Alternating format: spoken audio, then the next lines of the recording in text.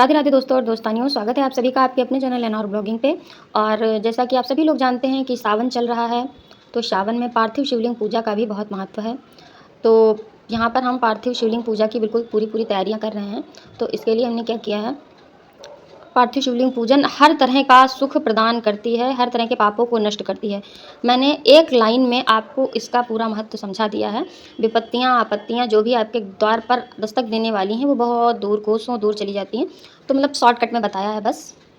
इतने में ही आप लोग समझ गए होंगे कि कितना महत्व है और हर तरह से शुभकारी होता है। भगवान शिव वैसे भी शुभकारी हैं। तो सुबह सुबह लो शिव का नाम कर लो बंदे ये शुभ काम, सुना ही होगा गाना आप लोगों ने तो वो तो खैर चलता रहेगा। तो यहाँ पर पार्थिव शिवलिंग के लिए हमने यहाँ पर मिट्टी ली, चिकनी मिट्टी, पिरोड़ या फिर जो भी आपके पास मिट्टी उपलब्ध हो, नहीं है तो गमले की ले लीजिए, ठीक है। उसके बाद मिट्टी का ही शिवलिंग बनेगा, इसलिए हम मिट्टी को इस तरह से पहले सिलबट्टे से कूट रहे हैं, इस तरह से आपके सामने ही है। और क्योंकि पहले मैंने कर लिया, बाद में सोचा कि वीडियो तो बनाया नहीं, और तो इसलिए बाद में आपको दिखा रही हूँ। इस तरह से कूट लेंगे और फिर से छन्नी में छानेंगे इसलिए ताकि जो हम शिवलिंग बनाएं बढ़िया सा चिकना अच्छा सा शिवलिंग बने, टूटे नहीं फूटे नहीं कहीं से, और उसमें कंकड़ वगैरह बीच में ना रहे या कोई भी चीज़ वैसी ना रहे। तो इसलिए इसको हम छान लेंगे, अच्छे से छान लेंगे। देखिए किस तरह से आपको छानना है। आपके पास इस तरह की छन्नी नहीं है तो आप कपड़े से छान लीजिए। कुल मिलाकर छान लेंगे तो ज़्यादा अच्छा रहेगा। फिर इसको हम हटा देंगे और ये हमारी छन करके तैयार हो गई है। अब हमने ले लिया है घी, देसी घी आपको ले लेना है। अब इतनी मिट्टी में हम डालेंगे 3 चम्मच घी। 3 अच्छा काम कर रहे हैं तो एक बात मन में आ जाती है कि 3 नहीं किया जाता है, तो फिर क्या करें, तो थोड़ा-सा और डाल दूँगी, ये है बस और कुछ नहीं। हालाँकि इतने में ही ज़्यादा हो जाएगा घी, लेकिन पहले ध्यान नहीं दिया, डाल चुकी तब ध्यान आया। अब इस घी को और मिट्टी को अच्छे से मिक्स कर देंगे। और बॉटल में मैंने पास में ही गंगा जल रख रखा है, आप लोग देख रहे होंगे। थोड़ा-थोड़ा करके गंगा जल डालेंगे इसमें हम, घी मिक्स करने के बाद। इस तरह से अच्छे से घी मिक्स कर लीजिए। मुझे तो बहुत ज़्यादा, अब तो ये घी ना हाथों में चिपकेगा, खूब छूटेगा, ये होगा। इस तरह से मिक्स कर लिया पूरे में। और अब हम इसमें थोड़ा-थोड़ा सा गंगा जल ऐड करके और इसको गूँथेंगे अच्छे से। वो क्या कहते हैं, मथेंगे या क्या कहते हैं, माटी कहे कुम्हार से तू रौंदे मोए, हाँ रौंदेंगे। तो इसको रौंदेंगे हाथों से क्योंकि हम इसकी शिवलिंग बना रहे हैं, ठीक है। जी देखिए इस तरह से हमने इसको सिर्फ अभी मिक्स किया है और देखिए कितना घी छोड़ रही है, मैंने कहा था ज़्यादा हो गया है। और इस तरह से इसको अब हमें क्या करना है, रौंदना है। इसको बहुत अच्छे से गूँथ-गाँथ के बना लेना, आटे की तरह गूँथ लेंगे हम। मुझे बहुत, भाई हम लोग तो घर के काम करते हैं, हमें लोगों को क्या पता कि कुम्हार किस तरह से मिट्टी को रौंदता है, कैसे उसको तैयार करता है। तो जितना ये है, लेकिन इतना तो पता ही है कि बहुत देर तक करता है। तो हम भी इसको जो है थोड़ी देर तक करेंगे ताकि ये बढ़िया से चिकनी हो जाए। चिकनी तो ज़रूरत से ज़्यादा हो गई है क्योंकि ये घी की वजह से। बाकी उस तरह का चिकनापन अभी इसमें नहीं आया जिस तरह का मिट्टी में हो जाता है कुम्हार वाली। तो इस तरह से हम करते रहेंगे। उसके बाद ये देखिए हमने मतलब रौंद के माटी को चिकना किया और इस तरह से बनाया। इसमें कि मैंने पानी वगैरह कुछ नहीं लगाया, इतना ज़्यादा घी हो गया था कि ये है इतना है। तो आप ये समझ लीजिए कि उतनी मिट्टी में आपको 3 चम्मच ही घी डालना है। और इस तरह से हम बना रहे हैं शिवलिंग। यहाँ पे ऐसे करके बना देंगे और जिससे कि मतलब शिवलिंग के सारे भाग पता चलें। गणेश जी, कार्तिकेय, ये अशोक सुंदरी माता हैं। और अब हम यहाँ जो इधर ये चौकोर सा बना रखा है ना, इसके ऊपर हम रखेंगे इसको।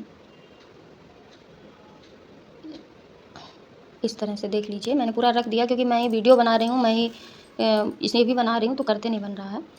बना कर के रख के और सीधा आप लोगों को दिखा दिया। इस तरह से हमने शिव जी के आँखें, नाक, मुँह महाकालेश्वर बना दिए हैं। और ये इनके जो सिर पे जो है नाग बैठाला है। और ये साइड में थाली में आप देखेंगे छोटे से नंदी बनाए हैं मैंने। और कुछ लोग नंदी नहीं बना पाते हैं तो कोई बात नहीं है, नंदी नहीं बन पाए तो कोई बात नहीं, क्योंकि आप घर में पूजा कर रहे हैं ना शिव जी की, इसलिए कोई समस्या नहीं है। अगर रुद्राभिषेक वगैरह है तो शायद उसमें बनवाते हैं, उसमें नंदी बनते हैं। इसके बाद मैं यहाँ पर रेडी हो गई हूँ। और रेडी होकर के, रेडी मतलब साजो श्रृंगार पूरा किया, पहले शिवलिंग निर्माण किया फिर तैयार हुई, नहा के शिवलिंग बनाया था। और ये हमारे शिव जी। और इसके बाद हम यहाँ पर तब तक की थोड़ा बहुत तैयारी कर लेते क्योंकि सुबह सुबह स्कूल भी है। और यहाँ पर आकर के हमने भगवान जी की पूजा कर ली। अब पूजा तो कर ली, इसके बाद पार्थिव पूजन रह गया है। तो ये देखिएगा नीचे बैठ करके पूजा करेंगे। पार्थिव पूजन की सारी तैयारियां हमने कर ली हैं। सामग्री जो जो लगेंगी वो सारी सामग्री यहाँ पर रखी हुई हैं। ये देखिए हम लोग सुबह सुबह स्कूल से पहले ही करना था तो मैं सुबह जल्दी भी उठी थी।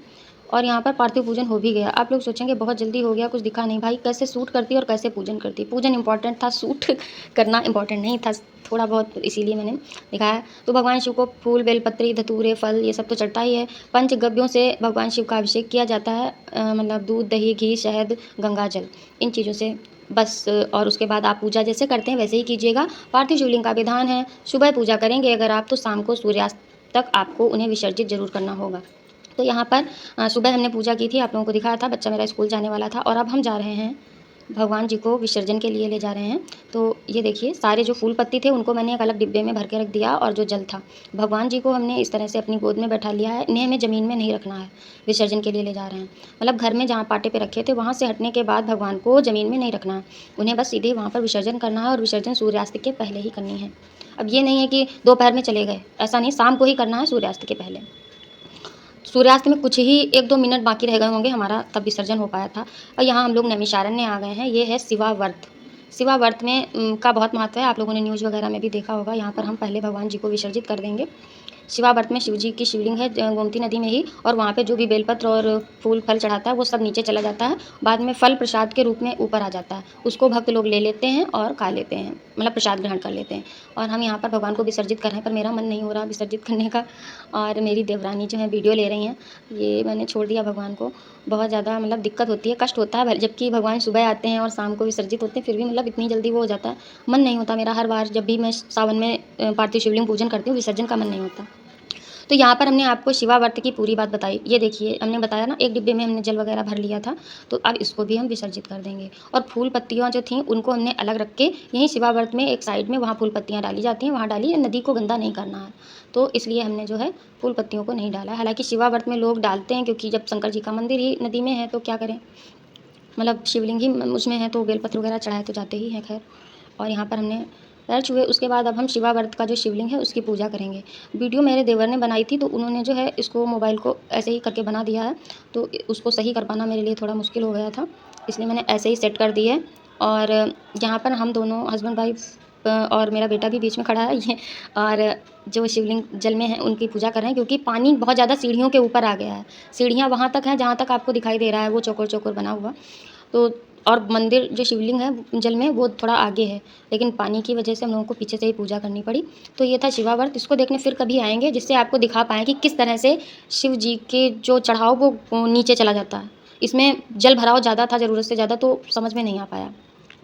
इसके बाद ये शिवावर्त पे आगे आकर के हम लोगों ने जो है, यहाँ भी एक मंदिर था भगवान शिव का, वहाँ पूजा की। और पूजा करने के बाद हमारा विसर्जन वगैरह तो हो ही चुका था। अब हम लोग यहाँ से चलेंगे। यहाँ पे हम लोगों ने थोड़ा बहुत, भाई फ़ोटोशूट तो ज़रूरी ही हो गया है आज के दौर में, सभी लोगों ने फ़ोटोशूट किया और वहाँ से चल दिए। चल करके आगे बढ़े, क्योंकि नैमिष में ही हैं, तो नैमिषारण्य में अब हम आपको दिखाएंगे। हमारे यहाँ नैमिष धाम में खुल गया है खुल गया है नहीं, बन गया है हेलीपैड, एयरपोर्ट बनेगा, तो वो हम आपको दिखाएंगे। वहाँ के लिए चलते हैं। ये तो फ़िलहाल अभी रास्ते में है, डिग्री कॉलेज वगैरह है, तो इसको भी दिखाते हैं आपको। इसके बाद हम लोग चले हैं आगे। अब आ गया है भाई एयरपोर्ट नैमिषारण्य एयरपोर्ट, जो कि अभी कार्य प्रगति पर है, लगभग बन गया। इसका उद्घाटन होने वाला है, ये नहीं मुझे पता है कि कब होगा। फ़िलहाल जितना सुन लो लोगों से वही पता चलता है। तो ये सामने आपको जो दिखाई दे रहा है, यहाँ जहाँ से हमारी गाड़ी मुड़ी थी, बस ये पूरा वही है एयरपोर्ट अभी आपको दिखाएंगे।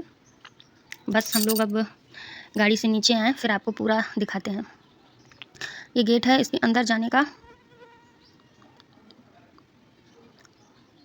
ये देखिएगा कितना बढ़िया बना हुआ है, काफ़ी खूबसूरत है। बहुत ज़्यादा कैमरा हिल रहा है, ये देखिए। और ये जो उधर सब लोग जा रहे हैं, उधर हेलीपैड वगैरह बने हुए हैं, जहाँ से हवाई जहाज़ उड़ान भरेंगे और यहाँ हम लोगों को काफ़ी अच्छा लगा, क्योंकि जब ये मतलब उद्घाटन हो जाएगा, शुरू हो जाएगा काम, तब तो भाई यहाँ पे इतना कहाँ रुकने का मौका मिलेगा, भीड़ भाड़ हुआ करेगी। लेकिन अभी बहुत अच्छा लग रहा था, ऐसा मतलब नैमिष में भी थोड़ा इस तरह से पार्क वार्क खूब होने चाहिए। मतलब ये तो पार्क नहीं है, इसकी तुलना मैं दे रही हूँ। ये हेलीपैड है भाई, इधर साइड में देख लीजिए आप लोग, उधर दिख रहा होगा शायद। पूरा दिखाने की कोशिश तो भाई कर ही रही हूँ। और ये हम लोगों के बच्चे हैं, जो कि अभी यहाँ पर बहुत खुश हो गए हैं सब देख रहे हैं सब लोग। इसके बाद हम लोग क्या करते हैं कि यहाँ पे घूम घाम के सब बच्चों को दिखा के, क्योंकि बच्चे फिर सही से देख नहीं पाएँगे और फिर बच्चों को लेकर आएँगे कब? कब बच्चे जानेंगे, देखेंगे? तो बच्चों को पूरा विस्तृत यहाँ पर हम लोगों ने दिखाया सब कुछ।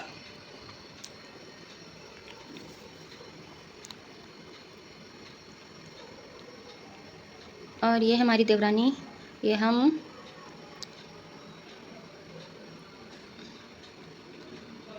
और ये देखिए बच्चों का हुड़दंगा शुरू हो गया है खेल-कूद। थोड़ी देर यहाँ पे हम लोग रुके थे, बच्चों का खेल-कूद काफ़ी अच्छा लग रहा था, सब डांस करने लगे थे। तो पहले मेरा बेटा अलग डांस करता रहा, बाद में उसने शुरू किया एकदम से। मेरा बेटा बिल्कुल एकदम से बिल्कुल धमाल मचाने लगता है बीच में जा कर के। और भाई बच्चों का डांस वांस हुआ, फ़ोटो क्लिकिंग, और उसके बाद सब लोग चल दिए बाहर के लिए। बच्चे हैं कि मान ही नहीं रहे थे। अब हम लोग बाहर के लिए जाएँगे, मतलब बाहर ही जाएँगे, बाहर के लिए क्या, बाहर जा कर के और फिर क्या चलते हैं आगे मंदिर के लिए, क्योंकि अभी हम लोगों को बाबा देव देवेश्वर के भी दर्शन करने हैं, जो कि नैमिषारण्य धाम में हैं। शिवावर्त नैमिष धाम के थोड़ा-सा पहले पड़ जाता है। मतलब पहले नहीं, मतलब किधर से बताऊँ, मेरे रूट से पहले पड़ता है शिवावर्त, तो बाद में देव देवेश्वर पड़ता है। और जो लोग दूसरे साइड से आते हैं उनके लिए, मतलब क्या ही बोलूँ, फिलहाल मेरे लिए पहले पड़ा और मतलब बाद में देव देवेश्वर। तो अब ये देखिए यहाँ का कितना बढ़िया सुंदरीकरण है। यहाँ से हम लोग चल देंगे और पहुँचेंगे भाई बाबा देव देवेश्वर के दर्शन के लिए। देव देवेश्वर स्वयंभू शिवलिंग हैं नैमिष में, और बाकी उनके बारे में बहुत ज़्यादा जानकारी मुझे प्राप्त नहीं है। तो इसके बाद ये देखिएगा हम लोग देव देवेश्वर आ गए हैं। ये देखिए लोग क्या कर रहे हैं, दंडवत कर रहे हैं। कुछ लोग जैसे मानते हैं विश वगैरह उनकी पूरी हो जाती है, या कुछ लोग कि आगे मेरी विश पूरी हो जाए पहले ही करते हैं। तो इस तरह से सब लोग जो है दंडवत करते हैं, जिनका मन हो वो लोग, सभी लोग नहीं करते हैं। और यहाँ आ गई हूँ और यहाँ भगवान के दर्शन कर लिए, देव देवेश्वर भगवान के। अभी क्योंकि दर्शन जो है ऐसा है कि दर्शन करते समय फ़ोटो वीडियो लेना बहुत मुश्किल काम है, और इतनी भीड़ होती है सावन में। ये गेट है बाबा देव देवेश्वर का, बहुत काफ़ी मेला लगा हुआ था यहाँ पर, और यहाँ भी बच्चों ने धूम मचाना शुरू कर दिया। ये देखिएगा सिद्धपीठ प्राचीन बाबा देव देवेश्वर मंदिर नैमिषारण्य धाम, और यज्ञशाला है, काफ़ी बड़ा मंदिर है, पीछे रूम वगैरह बने हुए हैं, हॉल है।